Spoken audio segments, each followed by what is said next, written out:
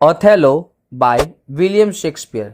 यह William Shakespeare की एक ट्रेजेडी है जिसे 1603 से 1604 के समय में लिखा गया था।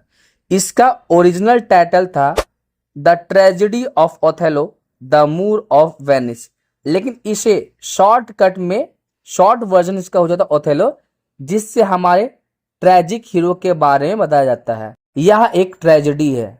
तो ट्रेजेडी में क्या होता है, जो हमारा मेन प्रोटोगोनिस्ट होता है या फिर जो हीरो होता है उसके लास्ट में डेथ हो जाती है।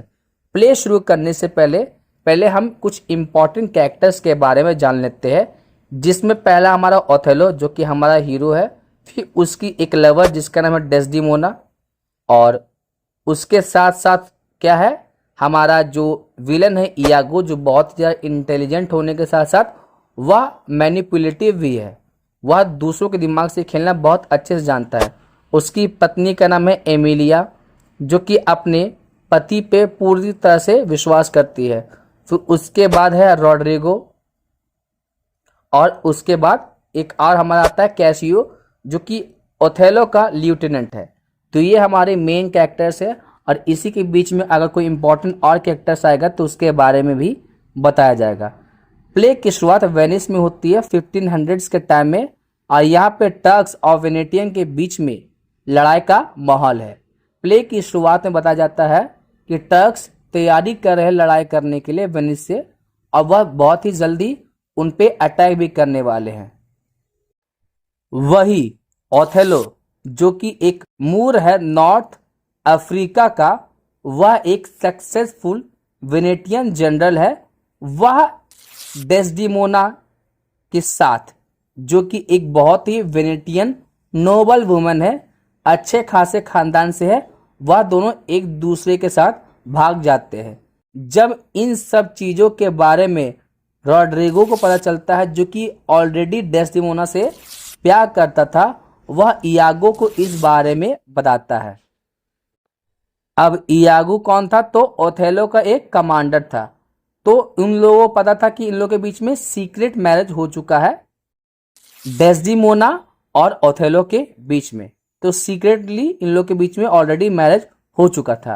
अब यहाँ पे क्या था, तो इयागो ने वादा किया था रॉड्रिगो को कि वह डेस्डिमोना से उसकी शादी करवा देगा अगर रॉड्रिगो लगातार उसे पैसा देता रहता है।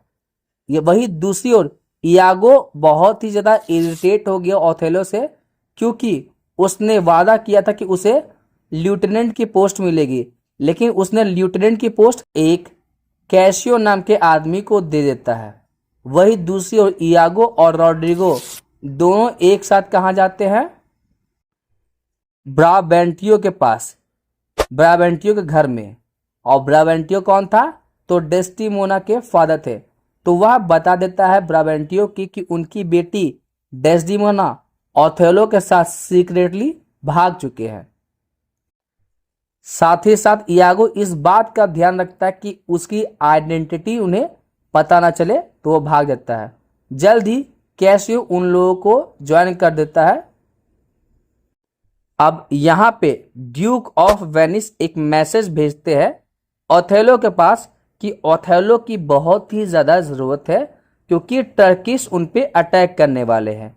तो आगे क्या होता है, ओथेलो ड्यूक के पास जाता है और ब्राबेंटियो उनके पीछे पीछे जाता है, ताकि वह ओथेलो से डेस्डिमोना के बारे में बात कर सके। हालांकि जब दोनों ड्यूक के पास पहुंचते हैं तो ड्यूक ओथेलो की साइड लेता है, क्योंकि जब वह ओथेलो से बात करता है तो ओथेलो उन्हें बताता है कि वह किस तरीके से डेस्टिमोना से प्यार करने लगा और उनके बीच में कितना पवित्र रिश्ता है। वही दूसरी ओर डेस्डिमोना भी पीछे पीछे आ जाती है ओथेलो के स्टेटमेंट को सपोर्ट करने के लिए। अब अंत में क्या होता है, ब्राबेंटियो को उन दोनों की शादी को एक्सेप्ट करना ही पड़ता है। अब यहाँ पे क्या होता है, आगे ओथेलो अरेंजमेंट करता है कि अब वह कहाँ जाएगा, साइप्रस जाएगा, जहाँ पे लड़ाई होने वाली है।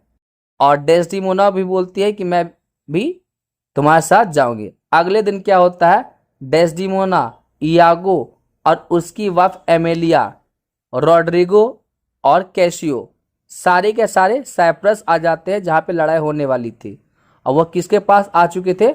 ओथेलो के पास आ जाते हैं। कैशियो डेस्डिमोना के हाथ थोड़ी देर के लिए थामता है, और आगे क्या होता है? और इस बात से इयागो को एक आइडिया आता है कि वो वापस कैशियो और ओथेलो के पास कैसे जा सके। फिर उसके बाद ओथेलो वहां पे आता है। वही अचानक से जो टर्किश लोग होते हैं, टर्किशों की शिप वहां पे आ जाती है उन पे अटैक करने के लिए, और साइप्रस आने से पहले ही तूफान में उनका सारा का सारा शिप बर्बाद हो जाता है, जिससे सारे के सारे लोग खुशियां मनाने लगते हैं। वही सेलिब्रेशन के दौरान इयागो कैशियो को इंकरेज करता है कि वह कुछ पी ले, मतलब किसी तरीके का ड्रिंक पी, और फिर वह रॉड्रिगो को इंकरेज करता है कि कैशियो से फाइट करे। वही मॉन्टेनो नाम का एक कैरेक्टर आता है जो उन दोनों के बीच की फाइट को रोकता है, और अंत में क्या होता है? कैशियो उसके पैर में खंजर घोंप देता है।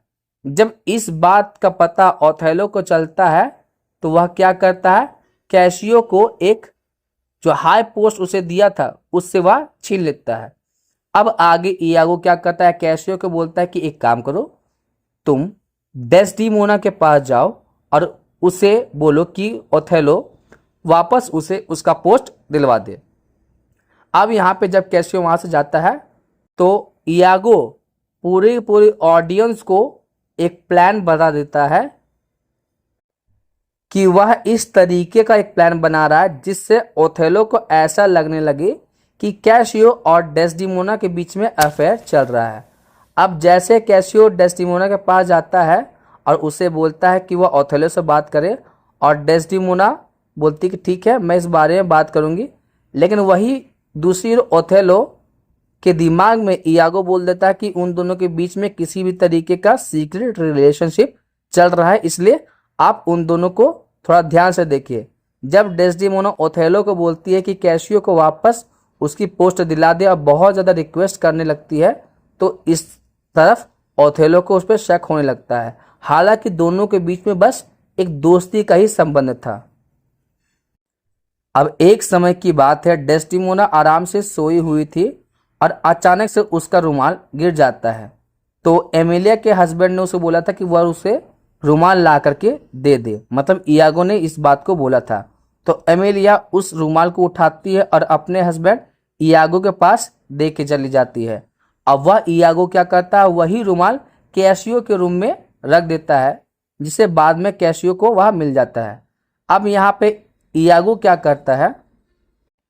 इयागो कैशियो को बोलता है कि एक काम करो, तुम ओथेलो के पास जा करके उससे अपना पोस्ट वापस मांग लो।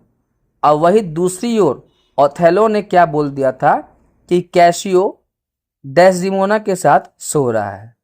अब इस बात से ओथेलो का खून खौल रहा था, और यह बात की कंफर्मेशन कब हो जाती है? जब ओथेलो को यह पता चल जाता है कि जो उसकी वाइफ डेस्डिमोना है उसका रुमाल कैशियो के रूम से मिला। तो अब इन दोनों के बीच का रिलेशन के बारे में तो अब उसे कंफर्म हो गया। अब इस बात से ओथेलो बहुत ही ज़्यादा जलन की भावना के साथ क्या करता है? वह उसे समझ में नहीं आ रहा कि वह क्या करे। अब दोबारा से इयागो कैशियो और रॉड्रिगो के बीच में फाइट शुरू कर देता है, जिसमें रॉड्रिगो की मौत हो जाती है। वही दूसरी ओर ओथेलो इस बात का प्लान कर रहा है कि वह डेस्डिमोना को वह मार देगा। उसी रात वह जब डेस्डिमोना के साथ सोया हुआ था तो वह डेस्डिमोना को मार देता है। हालांकि डेस्डिमोना यह बोलते रह जाती है कि वह सिर्फ उसी से प्यार करती है और उसके अलावा किसी से प्यार नहीं करती है। जब डेस्डिमोना की मौत हो जाती है तो एमिलिया बताती है कि उसने ही डेस्डिमोना के रूम से रुमाल को चोरी किया था और अपने पति इयागो को दिया था। तब ओथेलो को यह रियलाइज हो जाता है कि उसे मैनिपुलेट किया गया है। वह इयागो को मारने की कोशिश करता है, लेकिन आगे क्या होता है, इयागो ही एमिलिया को मार देता है। अब उसे समझ में नहीं आ रहा कि क्या करे, तब ओथेलो खुद को ही मार देता है और अंत में इयागो को अरेस्ट कर लिया जाता है।